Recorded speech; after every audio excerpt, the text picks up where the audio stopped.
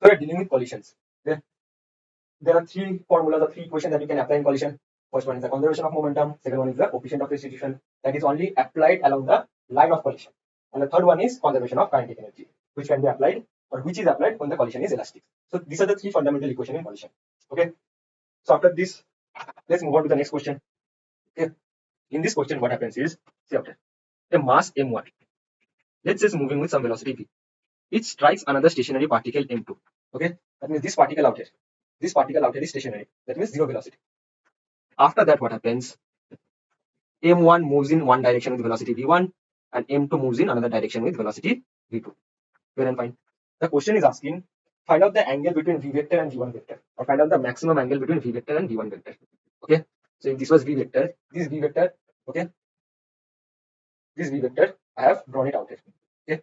Find out the maximum angle between v vector and v1 vector. So you have to find out the maximum value of. Okay. So there are fundamentally two equations. First one is the conservation of momentum. Conservation of momentum. Okay. See, I can apply conservation of momentum, coefficient of restriction, and conservation of kinetic energy. But somehow between these three equations, I must introduce the value of theta. That should be my approach, isn't it?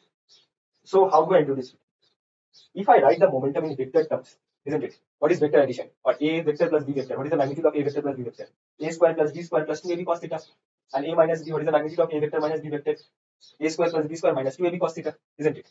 So somehow if I do v minus v1, okay, v minus v1, see the idea which I'm solving it. See, the idea or the approach to these physics questions are more important than the solution. Okay, in your exam, there won't be same type of question. Yeah, irodov has been repeated in JEE Advanced, in NEET also. Okay, and from mains it keeps on coming. But most of the time the questions won't be same. Okay, so while solving irodov, I have told you repeatedly, figure out the approach. I'm telling you the approach. Okay, and practice the equation by yourself. So memorize the approach and try to solve the equation by yourself. Until and unless you solve or practice equations, you won't get anywhere in physics. Sort of questions of physics. Okay. So my approach out here is, if I do v minus v1, my magnitude of v minus v1, I'll get the angle theta out here. Okay. So let me write my velocity terms in terms of momentum. If I say, what is the initial momentum of particle 1? It is nothing but p. Let's say. And the direction of initial momentum is along the direction of velocity. Why? Momentum is equal to mass into velocity. A momentum vector is equal to mass into velocity vector. So direction of v vector is equal to direction of momentum vector.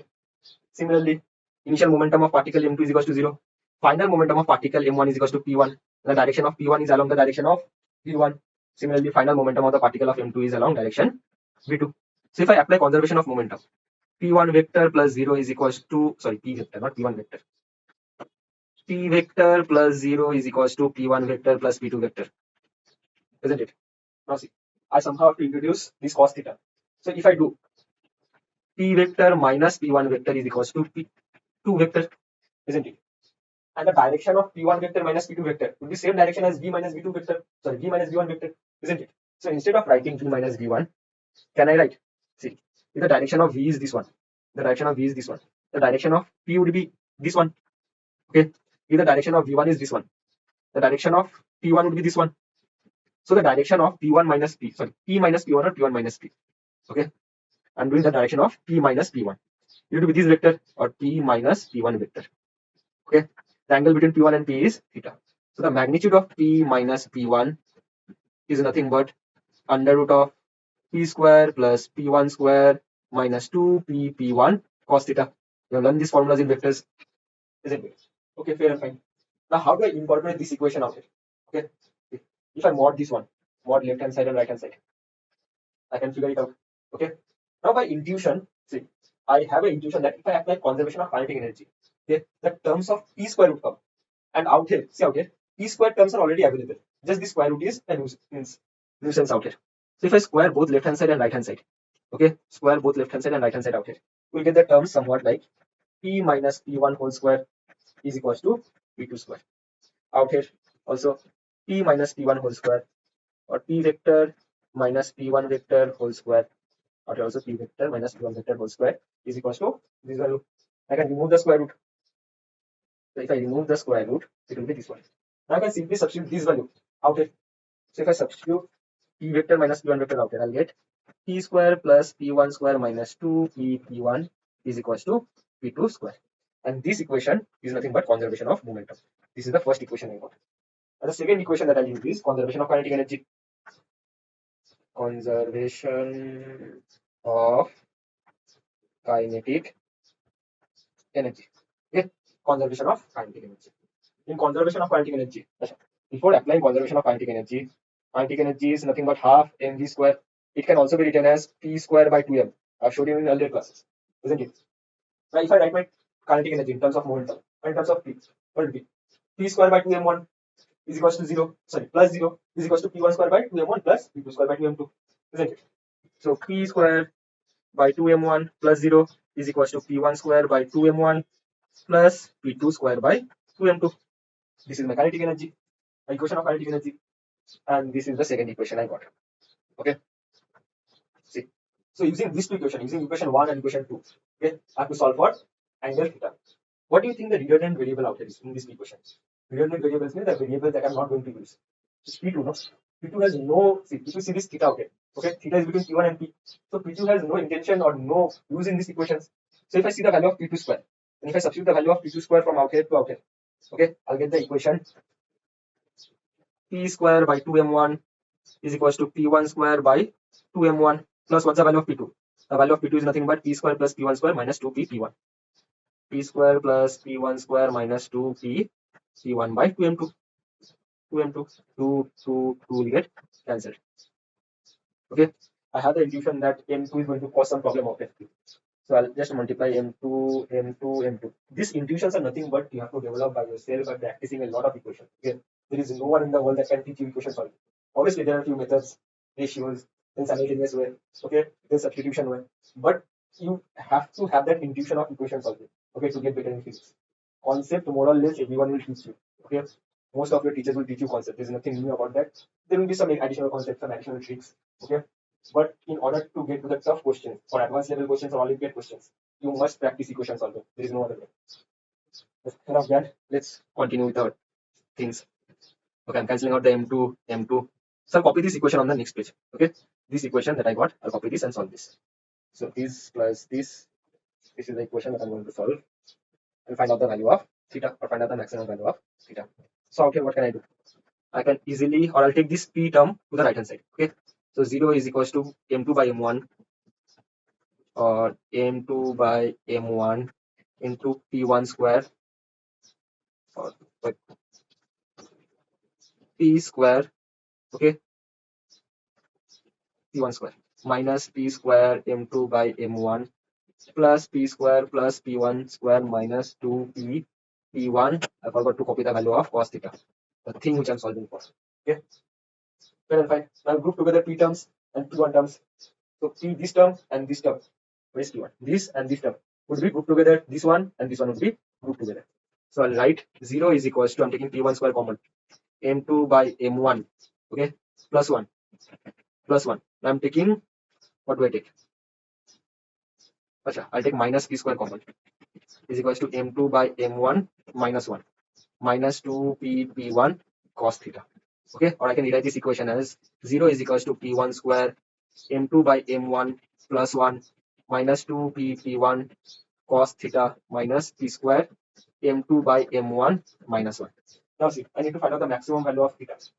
But this equation, if you observe this equation closely, this is a quadratic equation. Well, fine. But this quadratic equation is not in variables of theta or cos theta. Okay, this quadratic equation is in variables of p1 and p. Okay, but I'm not finding out the value of p1 and p. No, I'm not interested in the value of p1 and p. What the question has asked us is find the maximum value of theta. So how do I get from this quadratic equation to this theta? See, I can do theta, d theta by d something should be equal to 0. I can do make differentiation and make it equal to 0. But in terms of what? What I'm trying to say is if I plot the value of theta or cos theta versus something, I must make a graph, no? Okay, what should be that graph? You can do in terms of p1, you can do in terms of, but that would be a lengthy, very lengthy calculation. Okay, so better way to do out here is, you can figure out one more thing, no? See, this p1 term, okay, and p term are both real numbers. Okay, that means whenever you have quadratic equation, ax square plus bx plus c is equals to 0. The roots of this quadratic equation is nothing but minus b plus minus b square minus 4ac by 2a, isn't it? What happens if this b square minus 4ac is lesser than 0? That means suppose b square minus 4ac came to be minus 1. Under root of -1 is nothing but an imaginary number, no? An imaginary number cannot be or cannot be a physical quantity. That means from physics, I know that this P1 and P or the momentum will be a real number. Okay, it can be negative, it can be positive, but it will be a real number, isn't it? So if I solve for P1 or P, but the condition is that P1 and P are real numbers. That means I know that B square minus 4AC, B square minus 4AC should be greater than equals to 0, or B square is greater than 4AC, isn't it? So in this quadratic equation, suppose I'm solving for P1. Okay, what is the value of A? Value of A means I'm writing these terms in terms of ax square plus bx plus c and solving for P1. That means P1 is equivalent to x square out here. So A is nothing but this term, B is nothing but minus 2p and cos theta, and C is nothing but this entire term. Okay, so if I write b square minus 4ac out here, so I'm solving for b square minus 4ac, or minus 2p cos theta whole square, b square should be greater than 4ac. 4 into what is the value of A? m2 by m1 plus 1. What is the value of C? Minus p square into m2 by m1 minus 1, isn't it? Okay, fair and fine. Asha, I do not like this minus out here. Okay, so what I'll do is I'll multiply the minus inside the bracket. It would be 1 minus m2 by m1. So 1 minus m2 by m1. 1 minus m2 by m1. Okay, I'll transfer this also. I'll translate this also because it is easier to look at, and I can easily deduce that somewhere a square minus b square is coming. Okay, or 4p square cos square theta should be greater than 4p square. Okay, 1 plus m2 by m1 into 1 minus m2 by m1 is nothing but 1 minus m2 by m1 whole square. A plus b into a minus b is nothing but a square minus b square. Okay, and I don't think you should have doubt out here. This entire square minus 2p cos theta whole square is nothing but 4p square cos square theta. Okay, so 4p square get caught. Okay, or cos square theta is greater than 1 minus m2 by m1 whole square, and I must find out the maximum value of theta. Okay, see, from trigonometry we know that cos square theta plus sin square theta is equals to 1. So cos square theta is equals to 1 minus sin square theta. So this would be nothing but 1 minus sin square theta is greater than 1 minus m2 by m1 whole square. Okay, 1 and 1 would get cancelled. So we'd have minus sin square theta is greater than m2 by m1 whole square. Okay, now if I multiply by minus 1 on both sides, the sign will get reversed. That means what? Minus 5 is less than minus 2. If I multiply minus 1 and minus 1, that means what? Both this sign would get reversed. That means 5 is greater than 2, isn't it? The same thing I'll do out here. So sin square theta is less than m2 by m1 whole square, or sin theta is less than m2 by m1. Fair and fine. Okay, if sin theta is lesser than m2 by m1, what is the maximum value of sin theta? That means nearly equals to m2 by m1. So theta max or sine of theta max should be m2 by m1, or theta max is equals to sine inverse m2 by m1. So our maximum value of theta that can be obtainable is sine inverse m2 by m1. Fair and fine. Okay. Now I have a question out here. Out here, I solved for P1 in this quadratic equation. Okay. But from physics, I also know that even P is a real number. No, even this P cannot be imaginary. So if I solve for P, would this answer be any different? No, it would have the same answer. Okay, just try for your homework. That means in this quadratic equation, instead of taking P1, take P as equivalent to X and solve it. You get the same answer. Okay, and there is one more way. If I have time, I'll give it at the end of the class. Okay, but to understand that method, you need a little bit of theory. Okay, so let's move on to the next question. This is the next question. Okay, now out here, this is a carom board. Okay, and I'm looking from the top in this carom board. Okay, that means the direction of gravity is inside. And this particle A, B, and C, okay, are of equal diameter, equal masses. Okay, fine. Now, when this particle A strikes this particle B and C together, okay, the question is asking find the final velocity of this particle A after striking particle B and C if the collision is elastic. Okay, up till now, what have I talked? For means conservation of momentum, conservation of everything, there was only two particles that were colliding. No, there was never a condition of three particles. See, in explosion, three particles happen. Okay, but out there, the equations are fairly, in that question, the equation I gave was fairly simple. Okay, conservation of momentum. So any number of particle, either two particle collision or n particle collision or multiple particle collision, you can always apply conservation of momentum. If the net external force on the system is equal to 0, you can always apply conservation of momentum. Okay, so be it 3 particle system, 4 particle system, you can apply conservation of momentum. The question arises, what about coefficient of restriction? Coefficient of restriction is only applied along the line of collision. No? But out here, when this particle A is colliding with particle B and C, we have two lines of collision. See, the first line of collision and the second line of collision. So which line of collision should our equation be? See out here. To solve this kind of problem, you have to be a little bit clever. Clever means what? See, if I take the coordinate or my coordinate axis as x and y, okay, I can simply say the initial y momentum of the entire system is equal to 0. This much is done. So final y momentum of the entire system would be equal to 0, isn't it? Okay. Then I get the relation between or perpendicular relation or velocity perpendicular to the horizontal relation between B and C. Okay. So I'll get that one. Now out here in this question, particle B and C are also symmetric. So it doesn't matter whatever is for particle B, the same thing is for particle C. So I can take any one of the cases. Okay. What would happen if particle B and particle C had different masses? So if particle B and particle C had different masses, we could take two lines of collision. That means two lines of collision means make one equation between A and B, make another equation between A and C. Okay. And then figure out how many variables and how many equations are there. As long as your number of variables is equal to number of equations, okay, your question can be solved. That is the primary intuition of equation solving. If the number of variables is equal to number of equations, your question can be solved. Okay. So out here instead of see, in this question, the distance between center of B and C is given by ND. Okay.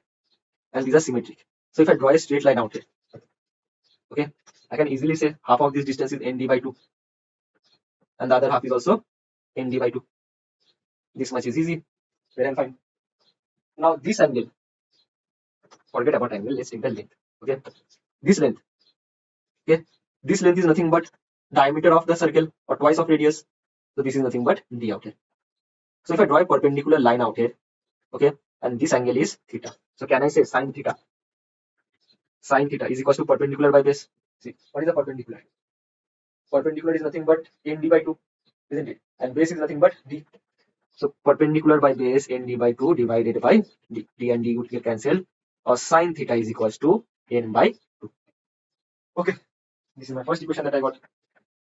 Now my question is, what is the line of collision? See, if I see particle B, okay, if particle B is out here, what is the final velocity? Final velocity is this one V2. What is the initial velocity of particle B? 0. So change in velocity would be along the direction of V2. So our line of collision would be this one only. So this is the line of collision. Okay. And for particle C, the line of collision would be along V3. Okay. But since due to symmetry, I have symmetry of the particle. That means mass of the particle B is equal to mass of particle C. That means I get the intuition that velocity of particle B will be equal to velocity of particle C. So you can take B and A and solve the entire equation. You don't need to account for C. Okay.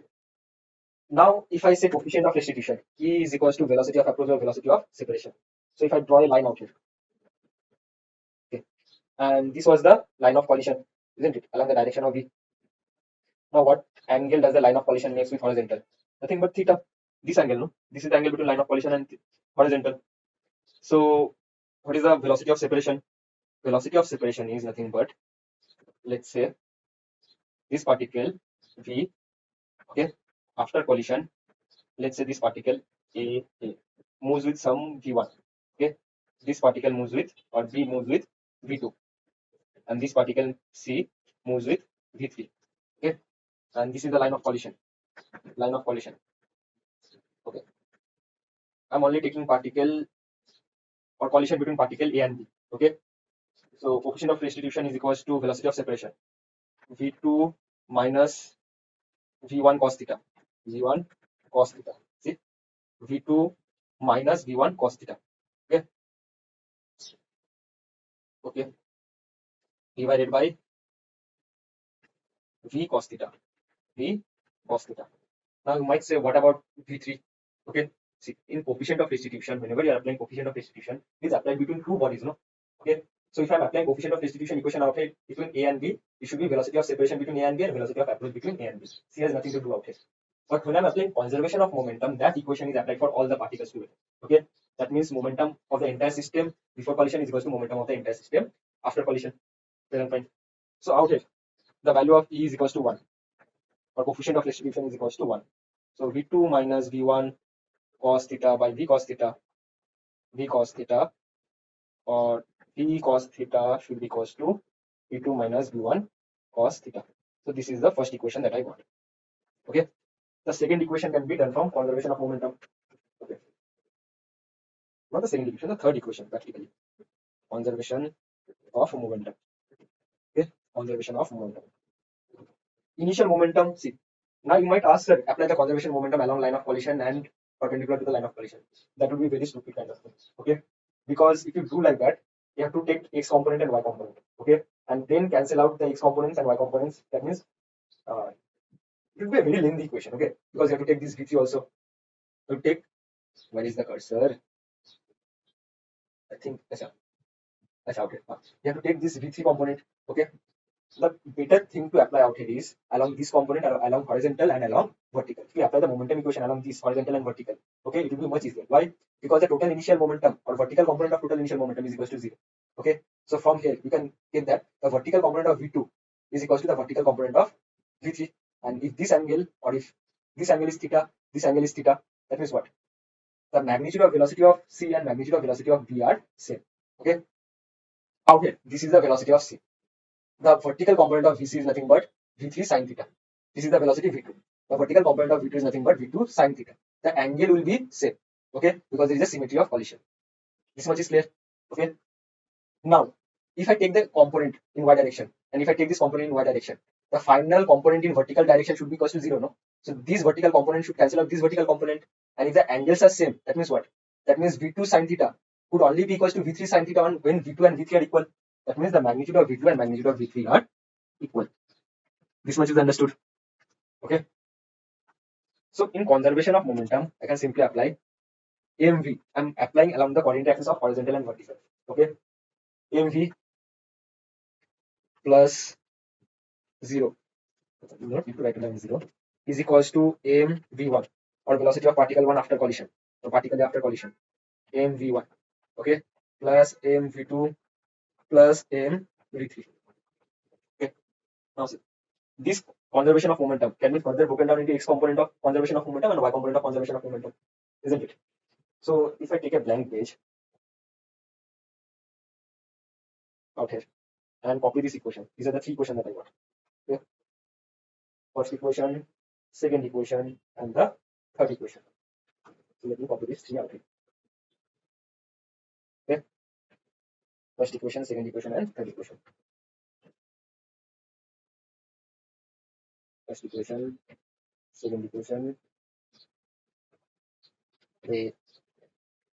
and third equation. These are the three equations that I got. Okay. And this third equation, that is the conservation of momentum.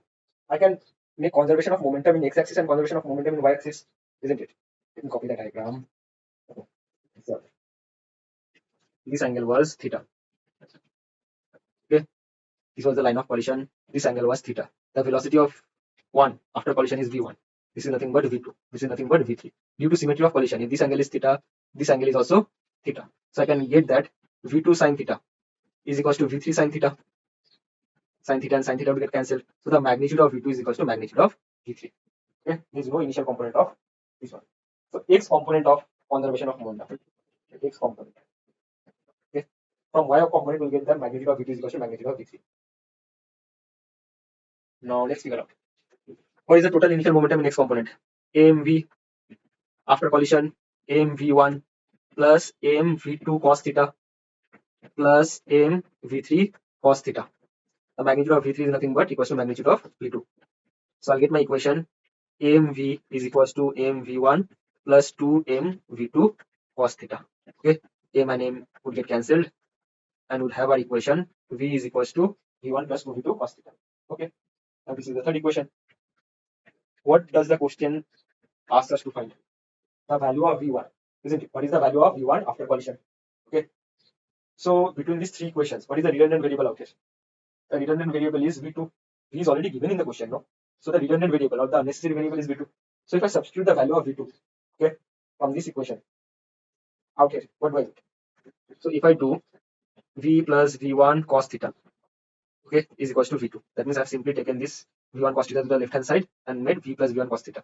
I'll substitute this V2 out here.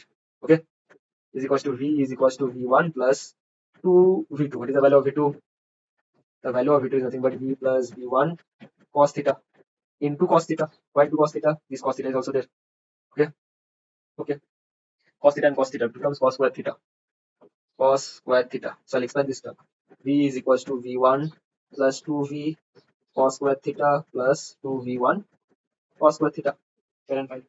Now if I group together V terms and V1 terms, what do I get? I'll get V minus 2V cos square theta is equals to V1 plus 2V1 cos square theta. Okay. Or V into 1 minus 2 cos square theta is equals to V1 1 plus 2 cos square theta. So I'll get the equation V is equals to V1 1 plus 2 cos square theta divided by 1 minus 2 cos square theta. Okay. So the value of sin theta is equals to n by 2. See, okay. The value of sin theta is equals to n by 2. So from here I can write sin square theta is equals to n square by 4, squaring both sides. What is sin square theta? 1 minus cos square theta, because sin square theta plus cos square theta is equals to 1. So if I do 1 minus cos square theta is equals to n square by 4. Okay, I can take this cos square theta to the right. It would be nothing but cos square theta is equals to 1 minus n square by 4. This equation can be written like this: 1 minus n square by 4. If I take 4 as LCM, so 4 minus n square by 4. 4 minus n square by 4. Now if I substitute the value of cos square theta from out here in this equation, what do I get? Or V is equals to V1 1 plus 2 cos square theta. 4 minus n square by 4 divided by 1 minus 2 cos square theta, or 1 minus 2 into 4 minus n square by 4. 2 and 2 will get cut, 2 and 2 will get cut. So we'd have something like 4 minus n square by 2, 4 minus n square by 2. If I take the LCM as 2, okay, we will 2 plus 4 by 2, or 2 plus 4 by 2. If I take the LCM at denominator as 2, okay, so it will be 2 minus something like this. Okay, this minus and 4 n square, it will be minus. When it multiplies with minus n square, it will become plus n square, isn't it? 2 out here and 2 out here will get cancelled. Okay, 2 plus 4 is equals to 6. 2 minus 4 is equals to minus 2. Let's clean this out. This is nothing but 6. 6. Or you get our equation 6 minus n square divided by n square minus 2 is equals to V1. Or V is equals to V1 into how much? 6 minus n square divided by n square minus 2. 6 minus n square divided by n square minus 2. Okay. So this is the equation between V and V1. So I got the equation V is equals to V1 6 minus n square by n square minus 2. Now look carefully what the question is asking. See, okay. The question is asking, okay, at what values of n will the disk A recoil, okay, recoil, stop, and move on after the collision? That means what is happening is, what the question is asking is, this was the, where is the thing? This was the disk after collision, no? Isn't it? So at what values of n will this disk recoil? That means move backward. That means at what values of n will the value of V1 be negative, or V1 be in the backward direction? So V1 is equals to negative. V1 is lesser than 0. Will stop. Okay. That means the value of V1 is nothing but 0. At what values of n will the value of V1 be equals to 0? So value of V1 is equals to 0 for stop, and move on. That means it will move on in the same direction. That means in this direction only with some velocity. Okay. Or V1 is equals to positive. Okay. So if V1 is equals to positive, V1 is greater than 0. So from this answer, we get that V is equals to V1, how much? V is equals to V1 6 minus n square by n square minus 2. So if I do this equation, V1 is equals to V into n square minus 2 divided by 6 minus n square. Okay. Now the denominator part of this equation, okay, of this equation, okay, the denominator part. If the denominator part becomes 0, then the value of V1 becomes uncertain or infinity. Okay. So not concerned about the denominator part. If you check the numerator, okay, when n square is equals to 2, okay, or suppose n square is or when n square minus 2 is lesser than 0, what will happen? V1 will be negative. This V1, that will be negative. That means this disk will move in backward direction. See, when V1 is equals to negative, that means n square minus 2 is equals to negative. That means this disk, okay, after collision will move in backward direction. Okay. When V1 is equals to 0, this V1 is equals to 0. That means what? After collision, this disk will stop. When V1 is equals to positive, that means what? N square minus 2 is positive. That means this disk will move forward in this direction. Okay. So that was what our question was asking. The question did not directly ask the value of V1. The question was asking at what values of n will the disk behave with this manner. Okay. So let's copy this equation. V1 is equals to V. Let's copy this diagram and this equation on the next page. Okay. So our question is asking at when V1 is lesser than 0. That means what? N square minus n, or n square minus 2. N square minus 2 is lesser than 0. Or n is lesser than under root 2. Then what will happen? V1 will be negative, and when V1 is negative, it will recoil. Recoil. That means V1 will move backward after collision. Okay. When V1 is equals to 0, that means what? N square minus 2 is equals to 0. Minus 2 is equals to 0. And then what will happen? Or N is equals to 2. That means the body will stop, or this one will stop. And when V1 is greater than 0, that means the body will move forward, or N square minus 2 is greater than 0, or N is greater than root 2, the body will move forward or move on. Okay. So these are the entire question of it. So fine. Now in this question, okay, a molecule M collides with another stationary molecule M. That means this molecule is moving with some velocity v. And after collision, what happened? First molecule moved with some velocity v1, and second molecule moved with some velocity v2. Both have the same mass. Okay. And the type of collision is elastic out here. See? The molecule collides elastically or ideally elastic. Okay. So we have to find out, or we have to prove actually, that the angle between v1 and v2 is 90 degrees if the collision is elastic. Okay. So how do I do that? That means what we have to prove that. Prove angle between v1 and v2. Okay, is 90 degrees if the collision is elastic. Fair and fine. And whenever there is collision, we can always apply the equation conservation of momentum, coefficient of restitution, and if the collision is elastic, we can also apply conservation of kinetic energy. So let's apply conservation of momentum first. Okay, conservation of momentum. So momentum of particle, or mv plus 0. mv, or momentum of this particle is mv, momentum of this particle is 0, is equals to mv1 plus mv2, isn't it? Okay, mv1 plus mv2. Okay, now what we do? Let's see. See, if I have to find out the angle between v1 and v2, that means I have to take the values of v1 and v2 out here, isn't it? So if I cancel out the m, I'll get the equation v is equals to velocity 1 vector plus velocity 2 vector. Okay, if I want to find out the magnitude of this one. Okay, so velocity vector, or velocity, is equals to, what is the magnitude of v1 plus v2? Under root of v1 square plus v2 square plus 2v v1 cos theta. So why are you adding? In the previous question you subtracted. In the previous question it was v minus v1. In this question it is v1 plus v2. Okay, so whenever vectors are added, it is plus 2v1 v1 cos theta. Vectors are subtracted, minus 2v1 v1 cos theta. Okay, it's not exactly a generalized thing. It's better you study that in vectors. Okay, tail to tail connection, head tail connection. Okay, so this is not the chapter that we are going to discuss about in vectors. I've discussed that in detail in my need videos. Just go and check it. Okay, so if I remove the square root, what will happen? V square is equals to v1 square plus v2 square plus 2v v1 cos theta, and this is the equation of momentum. I can also apply conservation of energy. Conservation of energy, or kinetic energy specifically. Half mv square plus 0 is equals to half mv1 square plus half mv2 square, and this comes from conservation of kinetic energy. I can cancel out the half m from left hand side and right hand side, isn't it? So if I cancel out the half m, I'll get the equation v square is equals to v1 square plus v2 square. So let's rewrite this equation. V square is equals to v1 square plus v2 square. Okay, fine. Okay, now what we do? Achha, this is the energy equation. Now what is our variable of interest out here? Or what is the redundant variable? What is the variable that you do not need? Out here v is the variable that you do not need, no? Because out here the angle asked is between v1 and v2, or velocity of both the particle after collision, or if it is oblique collision, by what maximum angle can they diverge, isn't it? So the redundant variable out here is v. So somehow I must replace one of the equation, or one of the v square with another v square. Okay, so if I take both the v square, or if I replace one of the v square in another v square, it is nothing but v1 square plus v2 square. This is from kinetic energy. Okay, is equals to v1 square plus v2 square plus 2v v1 cos theta, is equals to v1 square plus v2 square plus 2v v1 cos theta. What I did out here is, see, this v square is equals to this v square. So this entire thing would be equals to this entire thing. That is only what I have written out here, isn't it? So if I cancel out v1 square, v1 square, v2 square, v2 square, I'll get 0 is equals to 2v v1 cos theta. And you already know the value of v and v1 is positive. Okay, so the only parameter out here that can be 0 is cos theta. And when is cos theta 0? At cos 90, isn't it? The value of cos theta becomes 0 at the value of cos 90 is equals to 0. So whenever elastic collision occurs, the angle of divergence between the particles after collision will be 90 degrees. Okay, so therefore cos theta is equals to 0, or theta is equals to 90 degrees. Okay? This question was simple enough.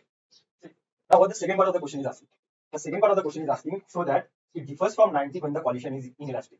That means this is not equals to 0. So it is the same equation, but in this equation, what will happen? This was the equation of kinetic energy, no? This was the equation of kinetic energy. So it is the same equation, but in a little bit different manner. Okay, just let me erase this one.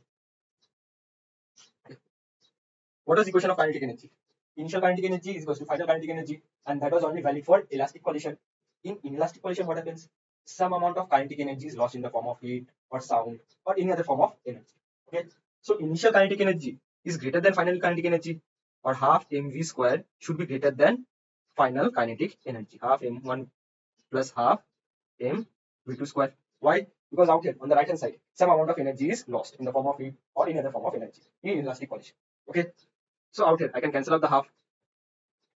So if I cancel out the half, I'll get the same equation as v square is greater than v1 square plus v2 square, or v square is greater than v1 square plus v2 square. Now, can I replace this v square? Okay, can I replace this v square? Okay, out here, if I replace this v square out here, what do I get? v1 square plus v2 square plus 2v v1 cos theta is greater than how much? v1 square plus v2 square. I can cancel out v1 square, v1 square, v2 square, v2 square. I'll get the equation how much? 2v v1 cos theta is greater than 0. Okay, so that means what? If 2v v1 cos theta is greater than 0, that means the value of cos theta cannot be 0. So if the value of cos theta cannot be 0, theta cannot be 90 degree. Okay, so if the value of cos theta is not 0, theta cannot be 90 degree. Okay, understood this equation? Okay, so this was the question. Now look at me properly. Okay, I'm going to say something that's not available anywhere in your books. Okay, so whenever collision occurs, there are basically three equations: conservation of momentum, coefficient of restitution that is applied along the line of collision, and conservation of kinetic energy if the collision is elastic. Okay, there's a problem I have in this kind of approach. The problem is, so if the collision is inelastic, okay, there is no relation between coefficient of restitution and amount of energy lost. Okay, so this kind of thing changes out here. Okay, so what I'll do out here is I'll study the same exact collision, but from the frame of reference of center of mass. Okay, study of collision from the frame of center of mass. Okay, so before we study those things, there are few things that I need to clarify. The first one is coefficient of restitution is equal to velocity of separation by velocity of approach. Okay, but coefficient of restitution does not depend upon velocity of separation or velocity of approach. Okay, it's the nature of colliding or colliding materials. That means if rubber and rubber collides, the coefficient of restitution will be 1. Okay, if glass and say wood collides, the coefficient of restitution will be 0. I'm taking examples; these are not really accurate. But my point out here is this coefficient of restitution does not depend upon velocity of separation or velocity of approach. It depends upon the materials that are colliding. Okay, material and shapes of the bodies that are colliding. Understood this much? Okay, so coefficient of restitution is function of material and shape of colliding particles. It does not depend upon velocity of separation or velocity of approach. Same like V is equals to IR, resistance. Okay, resistance is equals to voltage divided by current. But does the resistance depend upon voltage or current? No, resistance is a function of material of the resistor, then and shape of the resistor. You have learned this in class 10, no? Same thing happens out here. Coefficient of restitution does not depend upon velocity of separation or velocity of approach. It's just a way we find out the coefficient of restitution. It's a function of nature of colliding particles. Okay, glass and glass collision will have a separate value of V. Rubber and rubber collision will have a separate value of V. Okay, nature of colliding particles or nature of colliding surfaces determines the value of coefficient of restitution. Fair and fine. The second thing that I'm going to reiterate is acceleration of center of mass is equals to 0 for any type of collision. Why? Because net external force acting on the system is equals to 0, so acceleration of center of mass is equals to 0. The third thing that I'm going to say is velocity of center of mass remains constant throughout the collision. Remains constant before and after collision. Constant before and after collision. Okay, and X center of mass can change if there is velocity of center of mass has a non-zero value. That means displacement of center of mass will also have a non-zero value, isn't it? So displacement of center of mass can vary. Fair and fine. Okay. Now what I'm going to study is I'm going to study the same collision. Suppose M1 moves with E1, collides with another particle M2 moving with U2. Okay. After collision, what will happen? Suppose if the coefficient of restitution for this nature of collision is given by E. Okay. So after collision, what happens? One more thing to note out here is this U1 and this U2, okay, are seen from the frame of reference of center of mass. That means every parameter that I'm going to take out here will be seen from the frame of center of mass. Okay, so make a note out here. Every parameter are seen from center of mass. Center of mass. Okay, that means what? Velocity is dependent upon frame of reference. Momentum is equal to nothing but mass into velocity. So momentum is also dependent upon frame of reference. Kinetic energy is half mv square. So kinetic energy is also dependent upon frame of reference. So every parameter that I'm going to discuss out here will be from the center of mass. Okay. And the first thing I'm going to discuss is 1D collision. After that, I'll move on to 2D collision. So first thing is 1D collision. Okay, 1D collision. Okay. So if it is a 1D collision, okay, and if mass m1 with v1 collides with another mass m2 with v2, what happens after collision?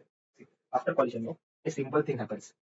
Okay, mass m1 will move in opposite direction with e u1, okay, with velocity coefficient of restitution into u1, and mass m2 will also move in opposite direction with e u2. This was understood. Fair and fine. Now there was another problem I was facing while doing collision in ground frame of reference. Okay, that was if the coefficient or if the collision was inelastic. Okay, there was a problem. See, if the collision is inelastic, I know that some amount of kinetic energy is lost. Okay, but what amount of kinetic energy was lost? That would be a lengthy calculation, isn't it? There was no direct relation between coefficient of restitution and the amount of kinetic energy lost. But that changes when you see from the frame of reference of center. So kinetic energy final. Okay, kinetic energy final divided by kinetic energy initial, and this kinetic energy are taken from the frame of reference of center of mass is equals to E square. Okay, and how did I derive it? See, what is final kinetic energy? Half m1 e u1 square plus half m2 e u2 square divided by half m1 e1 square half m2 u not e u2 u2 square. U2 square. The top portion is nothing but initial kinetic energy. Final kinetic energy. The bottom portion is nothing but initial kinetic energy. You take E common from both these terms. Okay. The upper portion and lower portion will get cancelled. So you get final kinetic energy divided by initial kinetic energy is equals to E square. Okay. But these variables are taken from the frame of reference of center of mass. Fair and fine. Okay. So the first thing I learned is U1 and U2 will change their velocity U1 and U2. Notice one thing out here. It does not depend upon U2. See, one of the velocities is given. Suppose you are observing from frame of reference of center of mass. Okay. If one of the velocities is given, you don't need the mass 1, you don't need the mass 2, you don't need U2 also. You can simply write U1. Okay. If final kinetic energy is given and coefficient of restitution is given, you can directly find out initial kinetic energy. And in previous questions of irodov, I have shown you how to convert kinetic energy from the frame of reference of center of mass to ground frame. There was a question. Okay. Check the playlist. You get it. Fair and fine. But now what happens for 2D collision? Are the same relation values for 2D collision? Let's check it out. Okay. So 2D collision. Okay. See. 2D collision is what? A collision in 1D along the line of collision plus what happens to the velocity is perpendicular to the line of collision. The velocity is perpendicular to the line of collision never changes for any values of it, isn't it? So for 2D collision, when I'm taking the component along the line of collision, I'll treat it as same as 1D collision. So whatever relations are valid for 1D collision, the same relations will be valid for 2D collision along the line of collision. Okay, but perpendicular to the line of collision. Okay, see, suppose M1 moving with U1, U1I, okay, plus let's say V1J, V1J, okay, collides with another particle M2 with U2I plus V2J, okay, and this is the line of collision. This is the line of collision. Say, okay. How to find out the line of collision? I have told you before. I have to take final velocity vector minus initial velocity vector and subtract the vector. Changing velocity vector, final minus initial after collision is nothing but the line of collision. I have told you that before. So suppose this is the line of collision. Okay, I'm just saying this is the line of collision. So the velocity in 2D would be what? M1 would move in opposite direction with E U1. And what happens to the velocity V1? Velocity V1 is perpendicular to the line of collision, no? So velocity V1 remains unchanged. What happens to M2? Out here, E U2 and velocity V2 remains unchanged, isn't it? Understood? What happens? Is this relation valid? See, this relation is valid out here only for the x component of kinetic energy. Okay, that means half m1 u1 square plus half m2 u2 square is e square times half m1 or final this component of velocity plus x component of velocity. Understood? And I'm only applying along the line of collision. So what is x component of kinetic energy? In kinetic energy is scalar quantity. Do not ask this stupid question on scalar quantity. Okay. Velocity vector is equals to vxi plus vyj, isn't it? Okay. So if I want to say kinetic energy half mv square, or I can also say it like this: magnitude of velocity vector is equals to vx square plus vy square. Okay, if I square both sides, so v square is equals to vx square plus vy square, or v square is equals to vy square plus vx square plus vy square. If I multiply half m or half m into half m vy square, half m vy square. Okay, so total kinetic energy is equals to x component of velocity square plus y component of velocity square. So I'm only calling this as x component of kinetic energy. That doesn't mean I'm componenting the kinetic energy in this direction. Okay, because velocity vector can be written as vx square plus vy square under root. No, the same thing can be done with kinetic energy. So I'm telling this as x component of kinetic energy, and this is y component of kinetic energy. That doesn't mean kinetic energy is a vector quantity. Okay, so don't ask that kind of stupid things. Okay, so let's go back to 2D collision. What I'm saying is the x component of kinetic energy, okay, will be constant, and the y component of kinetic energy would remain unchanged. Understood? What happens to the velocity? The velocity will vary, or the x component of velocity. See, out here x and y are, x is nothing but along the line of collision, y is nothing but perpendicular to the line of collision. Fair and fine. So this was the parameter that I need to remember. Okay. Now see this equation and tell me what happens for elastic collision. Okay. For elastic collision, the value of E is equals to 1. If the value of E is equals to 1, we put E is equals to 1 out here and 1 out here. Can I say the magnitude of velocity out here is equals to the magnitude of velocity out here? Isn't it? See, u1 square plus v1 square under root is equals to u1 square plus v1 square under root, because E is equals to 1. The direction of velocity vectors are different out here and out here, but the magnitude of velocity vector are same, no? So can I say for inelastic, sorry, for elastic collision, okay, the magnitude of velocity does not change before and after collision. Understood? See out here, the magnitude of velocity does not change before and after collision for both the bodies. Okay, so this is the thing that I'm going to use. Achha, this is the concept that I'm going to use to solve the same question that I solved a little bit before. Okay, this question, uh, this question. Okay, the particle mass m1 moves with mass m2, and I'm going to show you another method to solve this. Now, I'm going to attempt this question with the concept that I've said before. Okay, in this question, a particle of mass m1 moving with some velocity, let's say u1, collides with another stationary particle m2, and after collision, what happens? After collision, m1 moves with in one direction with v1, and m2 moves in another direction in v2. The question is asking, find the maximum. See, if I take this u1 vector, out, this u1 vector would look somewhat like this, no? This is the line of u1 vector. Okay, or u1 vector. The question is asking, find the maximum angle between v1 vector and u1 vector. Okay, v1 vector and u1 vector. Find the maximum angle if the coefficient or if the collision is elastic. And these velocities out here are given from the frame of reference of ground. So out here, our frame of reference is ground. Okay. And the first thing is, what is the velocity of center of mass? The velocity of center of mass is nothing but, see, velocity of center of mass doesn't change for collision, no, before and after collision, because there is no external force. So m1 u1 plus m2 into 0 divided by m1 plus m2. And if you look at this equation carefully, okay, out here m1, m1 and m2 are scalar quantities. So the direction of velocity of center of mass would be along the direction of initial velocity. This much is understood. Now, if I change my frame of reference, so if I see the same collision from the frame of reference of center of mass, okay, what will happen? m1 would move with another velocity, which is nothing but u1 minus velocity of center of mass, or u1 minus velocity of center of mass, isn't it? That means I'm seeing this collision from the frame of reference of center of mass. Okay, so instead of writing it like this, u1 and vcm in the opposite direction, what will happen? Let's draw the situation, then I'll explain. Okay, and m2 will move with velocity of center of mass in backward direction. Okay, okay, and instead of writing u1 and vcm in the opposite direction, can I write it like this? u1 minus vcm in right hand direction. Okay, that means vcm is subtracted in that direction. Fair and fine. Now after collision, what would happen is, see, suppose this is an oblique collision. That means let the line of collision be this one. Okay, I don't know what is the line of collision. Let the line of collision be this much. Okay, what would happen to the component of velocity vector along this line? Okay, see, m1 after the collision, okay, along this line would be this one, or u1 minus vcm cos theta along this line. And what would happen perpendicular to the line of collision? It would remain unchanged. What I'm trying to say is, this velocity of center of mass, okay, if I take the component along the line of collision, okay, let's say this angle is phi or some other angle, I don't know. Okay, so v1, or this velocity of mass 1 with respect to center of mass along this component, will be opposite to, or will change its direction along this component. Okay, and v1 minus vcm sin theta, that means velocity of this component, okay, along this direction or perpendicular, will remain as it is, isn't it? So if you note out here, the magnitude of velocity before collision and magnitude of velocity after collision doesn't change. Okay, the direction of this velocity vector or direction of this velocity vector with respect to center of mass will change. Okay, but the magnitude doesn't change. Understood?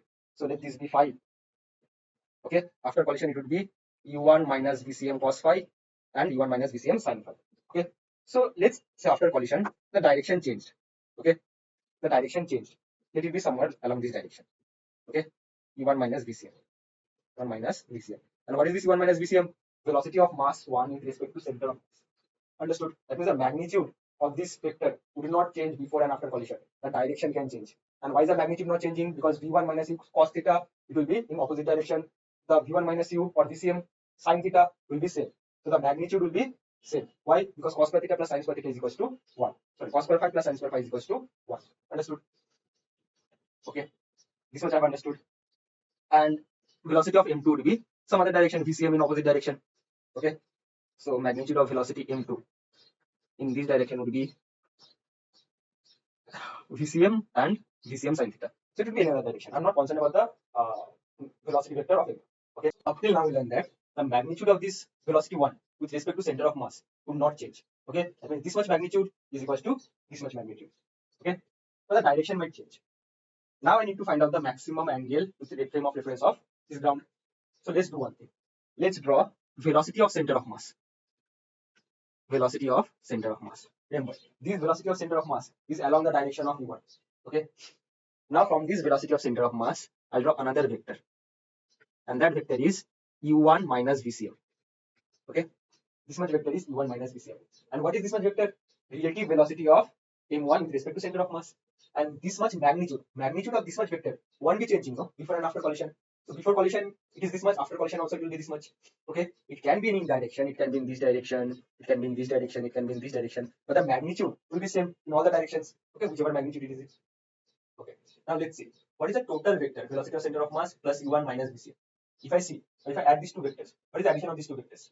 It is nothing but vcm plus u1 minus vcm. This is nothing but u1 vector. So this entire vector is nothing but u1 vector, isn't it? U1 vector. So let's draw this circle out here. Let's draw this circle, or let's see this circle out here. Okay. So this is u1 vector. That means this entire thing, this entire addition. Okay. vcm plus u1 minus vcm. This entire vector is nothing but u1. And after collision, the direction of this vector u1 minus vcm or relative velocity of m1 with respect to center of mass, the magnitude of this vector won't be changing. So this vector after collision can be in this direction, this direction, this direction also, this direction also. It can be in any direction. Okay, so let's draw a circle with this as the center. Okay, this as the center, and the magnitude of the radius is u1 minus vcm. Understood? So this was the velocity of center of mass vector. Okay, this one is u1 minus vcm, and the radius of the circle is also u1 minus vcm. Okay, and this entire vector, the addition of this entire vector is nothing but this v1. Okay, now see, if I draw the same circle out here, okay.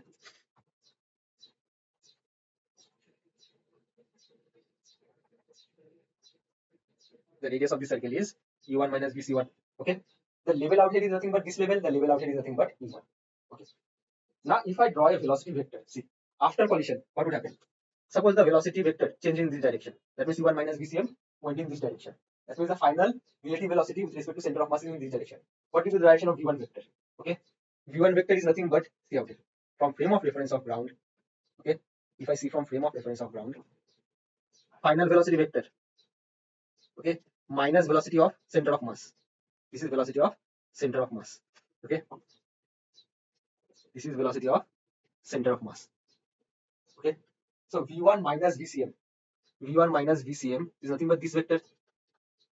Okay, so the magnitude of v1 minus vcm is equal to the magnitude of v1 minus vcm, isn't it? So the radius or this much length would be equal to this much length. Why? Because the relative velocity of m1 with respect to center of mass doesn't change, and this is nothing but the relative velocity of what? After collision. This much is understood. All I'm trying to say is this is the relative velocity of particle 1 after collision with respect to center of mass, and the magnitude of this vector is equal to the magnitude of this much vector. Okay, so if I join, okay, vcm plus this vector, if I join the endpoints, between these two vectors. Okay, suppose this was the vector. If I join the endpoints between these two vectors, what is this entire length vector? What is this entire length vector? This vector. What is this vector? That means this vector. Okay. This vector is nothing but the value of v1, vcm, vcm. Okay. v1 minus vcm, v1 minus vcm. Okay. So this vector is nothing but the value of v1 vector, isn't it? v1 vector, v1 vector. Now you can rotate this radius at anywhere such that you have to maximize this angle theta. To maximize this angle theta. How can you do it? See, you can make such that this velocity vector, okay, makes a tangent with the circle. That means if it makes a tangent with the circle, I get the maximum value of theta. Fair and fine. So if I join this tangent out here, okay, this angle should be 90 degrees, and this is what? Velocity of 1. Okay, so if I make this tangent to the circle, okay, v1 vector, that means this magnitude is nothing but, or this angle is nothing but 90 degrees, and the radius of circle is nothing but u1 minus vcm, or the relative velocity of particle 1 with respect to center of mass. Fair and fine. So this much magnitude is u1 minus vcm. This is the magnitude, not the direction. Okay. Now from this diagram, can I say that sine theta is equals to perpendicular by hypotenuse? So if you see this diagram, where is the cursor? If you see this diagram, okay, sine theta is nothing but perpendicular by hypotenuse. So sine theta is nothing but perpendicular u1 minus vcm by hypotenuse. What is hypotenuse? vcm. Okay, or sine theta, or maximum value of sine theta max is equals to u1 by vcm minus 1. Okay, so u1 by vcm minus 1. Let me write minus 1 a little bit separately. Okay, what is the value of vcm? The value of vcm is nothing but m1 u1 divided by m1 plus m2. So the value of vcm is nothing but m1 u1 or m1 u1 divided by m1 plus m2, isn't it? And this m1 plus m2 can go upward. I'll take this m1 plus m2 upward, okay, into m1 plus m2. Now out here I can cancel e1 and e1. Okay, so I'll get maximum value of sine theta is nothing but m1 plus m2 divided by m1 minus 1, or m1 plus m2 divided by m1 minus 1 divided by m1 minus 1. If I take the LCM, out here, okay, it would be m1 minus m1 and plus m1 gets cancelled. But the maximum value of sine theta is nothing but m2 by m1. Okay, the maximum value of sine theta is m2 by m1. Or theta max is equal to sine inverse m2 by m1. Look carefully what I did out here. All I said was magnitude of velocity with respect to center of mass will never change before and after collision for elastic collisions. Okay, the direction might change. Very fine. Now what I did out here was I first drew a velocity vector, velocity of center of mass. Okay, and from there I drew velocity of particle 1 with respect to center of mass. And this velocity, or velocity of particle 1 with respect to center of mass, what change in magnitude before and after collision? What can change in direction? That means the direction out here can be this one, any direction. Very fine. Okay. Now if I look at this vector vcm plus u1 minus vcm, this entire vector is nothing but the magnitude of u1, isn't it? Or initial velocity. So if I find out the angle between vcm vector and v1 vector, if I find out the maximum value of angle between center of mass and v1, I can find out what is the maximum angle between v1 and u1, isn't it? Because vcm and u1 are in the same direction, isn't it? So if I can rotate this vector in any direction, okay, theta will be maximum when this velocity v1 is making a tangent to the circle. Okay, and what is this velocity v1? Velocity of v1 is nothing but, or v1 minus vcm. Okay, is the relative velocity of particle 1 after collision, which is nothing but again this vector only. Understood? Now I simply applied maths. Sin theta is equal to perpendicular by hypotenuse. Okay, or u minus vcm by vcm, and vcm, the value of vcm is substituted out. Understood this much? So this was the entire problem. Okay.